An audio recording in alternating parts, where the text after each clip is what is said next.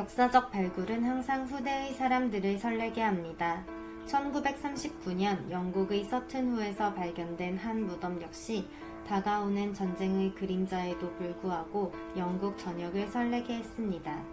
이 무덤은 배 모양의 무덤으로 이 무덤에는 시신이 없었습니다.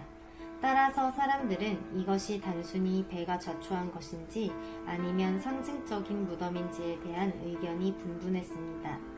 이 때문에 이 무덤은 대중의 상상력을 사로잡을 수 있었습니다. 배무덤이라는 생소한 개념의 무덤 그 자체로도 충분히 흥미롭지만 이 배무덤의 발굴 과정과 여기서 나온 부장품들 역시 영국의 역사와 발굴에 있어 기념비적 발자취를 남기게 됩니다. 지금부터 이 배무덤과 여기서 함께 발굴된 유물들에 대해 살펴보도록 하겠습니다. 이디스 프리티는 어려서부터 아버지를 따라 많은 곳을 여행하며 고고학과 역사에 흥미를 가진 사람으로 자라났습니다. 남편의 사망 후 그녀는 어려서부터 그녀 안에 내재되어 있던 고고학에 대한 흥미가 다시 발동하며 그녀의 집 근처에 위치한 무덤들에 대해 관심을 가지게 되었습니다. 그녀는 이에 대한 호기심을 해결하고자 지역의 박물관을 찾아갔고 그곳에서 지역의 고고학자인 베이즐 브라운을 소개받을 수 있었습니다. 이후 그녀와 브라운은 무덤가의 조사를 시작했고 13개의 무덤을 시작으로 발굴을 시작했습니다. 이렇게 세상에 나오게 된 유물들은 전설로만 여겨진 베오울프 서사시에 생명을 불어넣어주고 흔히 단순히 암흑기라 치부된 영국 중세사를 다시 돌아볼 수 있는 계기가 되어주었습니다. 이 유물들은 대형 박물관으로 이관되었는데 대형 박물관은 발굴에 지대한 공헌을 한 그녀에게 영국 중세사의 가장 중요한 발견을 한 사람이라는 찬사를 보내기도 하였습니다. 서튼후에서 발견된 유물 중 가장 관심을 끌었던 것은 바로 투구입니다. 500개의 조각으로 나뉘어져 있던 투구를 복원한 후 연구자들은 크게 놀라지 않을 수 없었습니다. 투구의 모양과 장식이 현대적인 시각으로 보더라도 놀랄 만큼 정교하고 아름다웠기 때문입니다. 투구는 얼굴 전체를 덮을 수 있는 모양을 하고 있습니다. 투구의 머리 부분은 한 장의 얇은 철판을 두드려 만들었으며 마치 실제의 사람처럼 콧수염까지 묘사되어 있습니다. 투구 위에는 게르만의 전설적인 영웅과 전사들이 청동으로 장식되어 있는데 부장품과 이 투구를 통해 이 무덤의 주인이 당시의 유력자 중의 유력자였음을 추측할 수 있습니다. 하지만 단지 그것 때문에만 이 투구가 주목받은 것은 아닙니다. 영국인들이 이 투구에 가장 열광했던 이유는 이 투구가 그들에게 베오울프 서사시를 떠오르게 했기 때문입니다.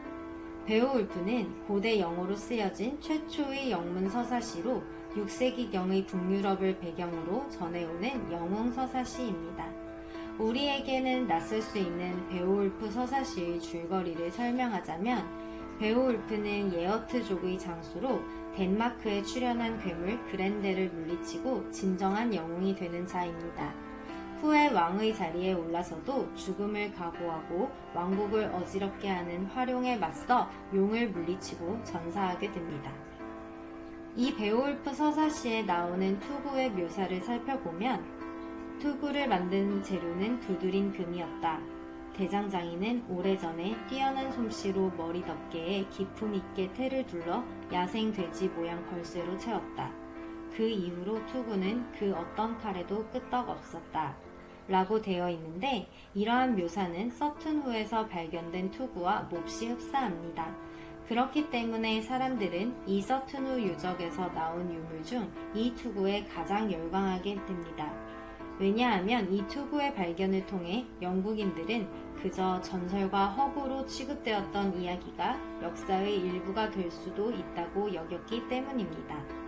이 투구와 배무덤의 발굴을 통해 또 하나 알 수 있었던 것은 로마의 철수 후 오랫동안 암흑기로 치부된 이 시기가 그냥 암흑기가 아니라 국제교역이 활발히 일어나는 시대였던 것임을 보여주기 때문입니다.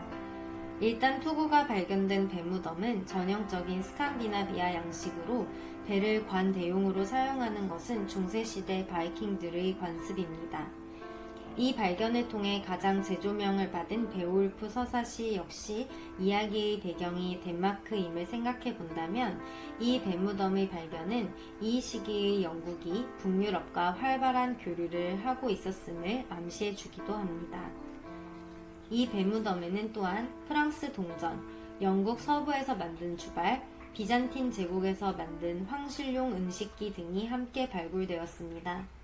이것은 로마인들이 떠나고 흘러간 이 시대가 결코 이전의 평가처럼 간단히 암흑기라 치부되어서는 안 된다는 것을 의미합니다.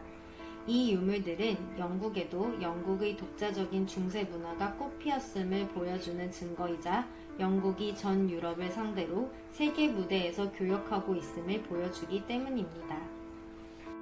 서튼후에서 발견된 배무덤과 그 안의 유물들은 영국의 역사와 발굴에 있어 아주 중요한 것들을 시사합니다. 사람들은 너무나 간단하게 전설은 전설로 받아들이고 이전 학자들에 의해 정의된 것들을 의심 없이 받아들이곤 합니다. 하지만 이 배무덤과 이 안에서 발견된 유물들은 전설을 역사로 또 암흑기라는 짧고 간결한 하나의 단어로 정의된 이 시기가 사실은 그러하지 않았음을 보여줍니다. 세계 역사에서 영국은 로마군의 철수 이후 야만의 시대가 펼쳐졌다 여겨졌고 로마군 철수 이후부터 스페인의 무적함대 격파 이전까지의 시기는 크게 주목을 받지 못했습니다. 하지만 그들은 그들 나름대로의 독자적인 중세 문화를 형성하고 있었으며 유럽 전역과 활발하게 교류함으로써 그전부터 섬나라로서의 정체성을 끊임없이 형성해 왔습니다.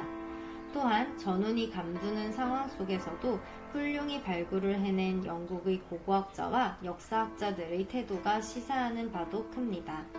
우리는 1971년 수로 공사 중 우연히 한 점도 훼손되지 않은 무령 왕릉을 발견했고 세기에 한 번 있을까 말까한 역사적 발굴 앞에 지나치게 흥분하여 급작스레 발굴이 이루어졌습니다.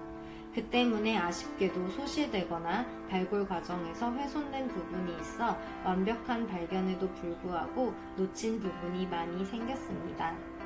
서툰후의 이러한 발굴 모범 사례는 향후 우리의 학계에도 훌륭한 귀감이 될 수 있을 것입니다.